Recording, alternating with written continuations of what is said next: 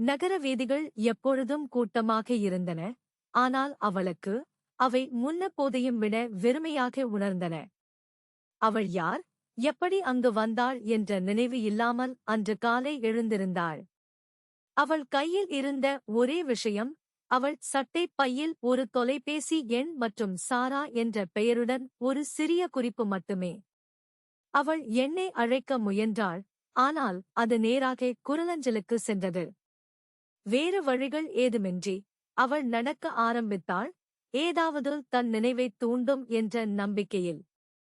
அவள் நடந்து செல்லும்போது அந்த வழியாகச் செல்வதைக் கவனித்தாள். ஒவ்வொருவரும் அவரவர் கதையுடன், அவரவர் அடையாளத்துடன். அவள் ஒரு பேயைப் போல உணர்ந்தாள், கண்ணுக்கு தெரியாத மற்றும் மறந்துவிட்டாள். அவள் மணிக்கணக்கில் நடந்தாள். நகர விளக்குகள் அவளைக் கண்மூடித்தன, சத்தம் செவிடாக்கியது. அவள் தன்னை இழப்பது போலவும் கூட்டத்தில் மறைந்து போவது போலவும் உணர்ந்தாள். அவள் யாரென்று கண்டுபிடிக்கவே முடியாது என்பதை உணர்ந்ததால் அவள் முகத்தில் கண்ணீர் வழியத் தொடங்கியது. அவள் நேசித்த மற்றும் இழந்த எல்லா மனிதர்களையும், அவள் உருவாக்கிய அனைத்து நினைவுகளையும் பற்றி அவள் நினைத்தாள். வலி அதிகமாக இருந்தது. அவள் ஒரு பெஞ்சில் சரிந்து அடக்க முடியாமல் அழுதாள். அவள் அங்கே அமர்ந்திருந்தபோது ஒரு பெண் அவளை அணுகினாள்.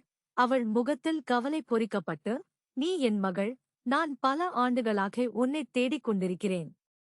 ஆனால் அவள் அவளைக் கட்டிப்பிடிக்க முற்படும்போது எங்கிருந்தோ ஒரு ஆண் தோன்றி, இல்லை, அவள் என்னுடையவள், அவள் நினைவை அழித்தவன் நான்தான் என்று கிசுகிசுத்தான்.